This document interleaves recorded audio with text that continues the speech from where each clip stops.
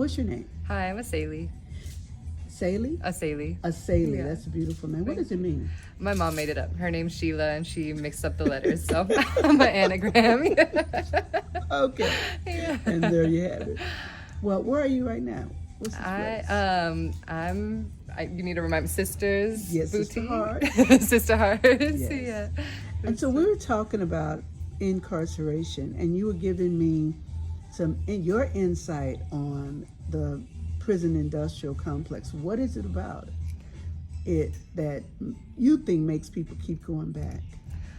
Well, I think kind of what I was mentioning just a minute ago while we were chatting was, the way the 13th Amendment is phrased, it has created this big industry with wage labor, right? And like stolen labor and stealing people's lives to make them work for free. And I think this whole society has been based on that since its inception as the United States. And so I think nowadays what we're seeing is a massive business, right? And I think we're seeing more and more investment into the prison industrial complex, but not into education. And I've been a teacher historically, and people, we were talking about defunding the police, and they were like, that is so radical. And I'm like, okay, you defund education every year. So let's be real, it just shows what your priorities are. And I think that ultimately, when you are making profit off of people's bodies and off of their labor for free, and all you have to do is keep them in a cage, then it's like, you're going to keep that system going because it benefits you. And so I hope for a shift in that, and I hope for a shift away from the militarization and the police state that we currently have, because I think, we have a lot to offer. A lot of different people do, and they're just trapped in the system in many ways. But those are my thoughts around it. The other thing that I was even thinking about is decarceration, and you made a very valid point. Decarceration is freeing of the incarcerated mindset, the institutionalized mindset, but it's not as received. And why do you think that freedom is not received in the carceral system? Well, I think there's a few layers. One, if you're speaking, because I have a couple of brothers who are incarcerated, and one of them is still currently incarcerated, and I think the transition back into the legal economy can be really challenging, especially when there's a lot of intentional obstacles for people, right? Where it's you can't get housing in places, you can't get jobs in places. If you get a job through a workforce development, and then you work there for 6 months, and then they do a background check, and then they fire you, and you have to restart. I feel like I've witnessed my brothers experiencing that a lot, which makes it really demoralizing, because it's as much as you're trying to do these things and trying to reintegrate, it's there's so many walls keeping you from accessing that. Even the financial aid, a lot of people can't access financial aid or education because of a criminal record. And I think those are all very intentional systems. But I think ultimately there's money to be made, and I think we live in a business type society, and so it's if they can make money, they will. And yeah, that is so powerful.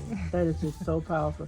I want to say thank you so much for just being bold enough to even speak out, because a lot of times people don't want to speak out.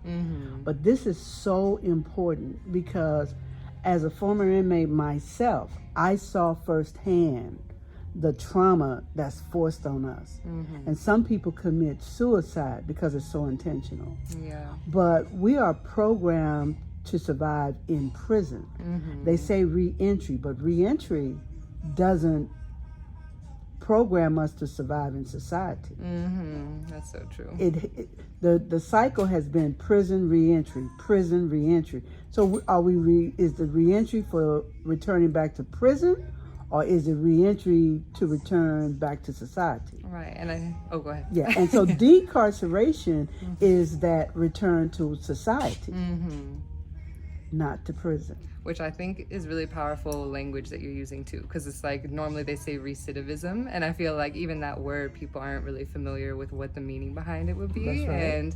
And kind of back with the other question too, I think a lot about the propaganda that this country feeds people, and I think that the anti-incarcerated propaganda is one of the strongest of all, because it's people are there's all these notions that they have about somebody who's been incarcerated, and they're well, I don't want them around me, I don't want, it's a lot of this not in my backyard type That's energy, right. Keep it which real. makes it really, really hard for people to reintegrate. And I think I saw that with my own family, where people were oh, well, he has a record, And I'm like, he stole a TV when he was 18. Like, let's be fucking for real, you know? Yeah. Like, this is years of punishment for a crime that I feel like he's done his time, let's move on. But the family's rejection of him and like society's rejection being like, oh, well, you have a record, I don't want you around me, I think then further compounds the isolation of the like re-entry into society. So I think decarcerating is a really powerful shift in language, because it's like helping people completely exit from that system without this concept of like because means like you're doing it again, right? There you go, again and again. You're right. D means to take out. So I'm taking out the forced incarceration that you forced on me. And it is a lifestyle. Everything I do is a lifestyle, because when I'm talking to you now, my heart is heavy. But the fact that I have people that come in here, they're my customers, they're my counselors, they're my therapists, they're my advisors. These are people that I can cry on their shoulders without even knowing their names. Okay, that's decarceration for me.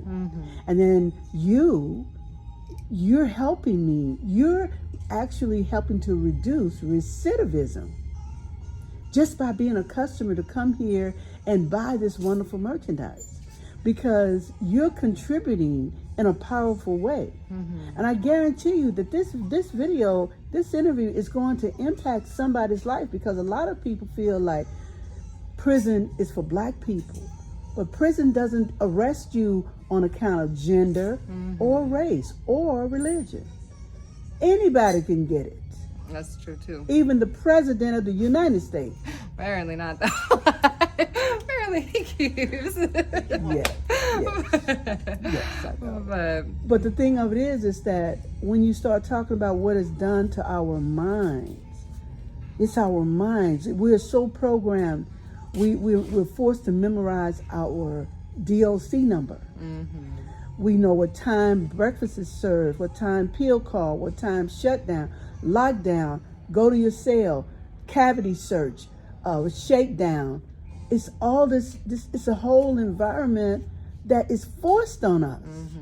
We are dehumanized, demoralized, desensitized, desocialized, and then demonized when we're released. How are we supposed to put all that stuff back? Right. And with what investment in mental health services we have for folks, I think that we see more and more folks not being able to access any services because it's being defunded, and then they'll be like, well, what's your problem? I just traumatized you. Why can't you get it together? There you go. It's like, you're insane. There you go. But the word prison trauma, nobody even talks about. And it is a mental health disorder. But I'm suffering from prison trauma. Therapists, counselors, none of those people have any prison trauma training. So I'm sitting up there telling them about my prison experience. You want to use real life experiences that you learned from a book to tell me how I'm supposed to feel when my friend is hanging from a bed sheet, dead, because she committed suicide. You're telling me how I'm supposed to feel, but you've never been in jail? No.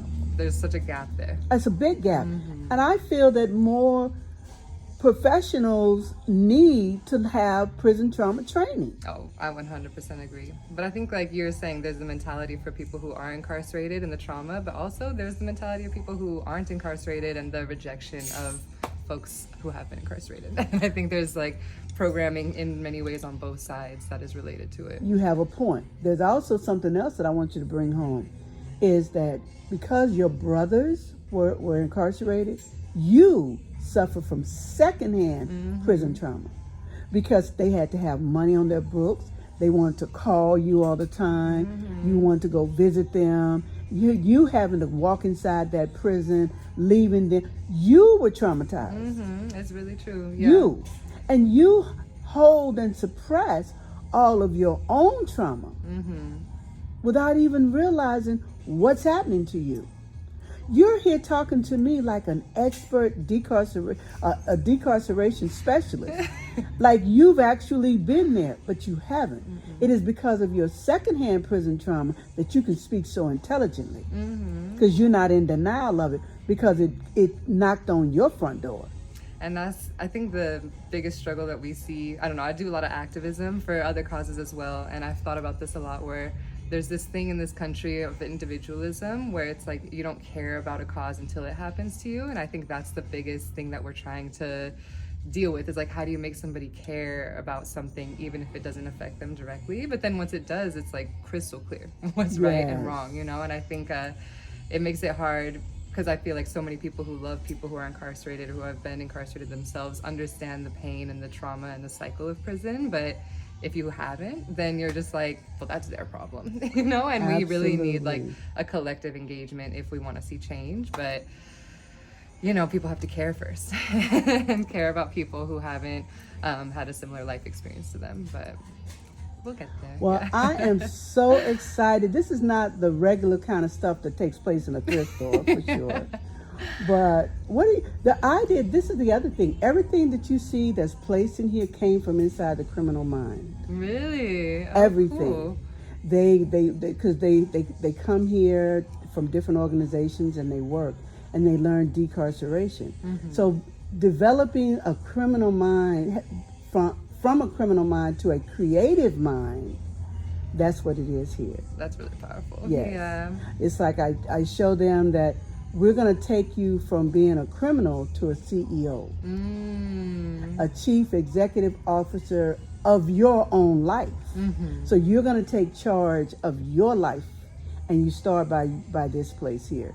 And so all of this stuff is placed, but it's been rejected, it's been thrown away. People considered it trash. We have a relationship with this stuff because that's the same way we feel. We've been discarded, thrown away. We feel like trash. Mm-hmm.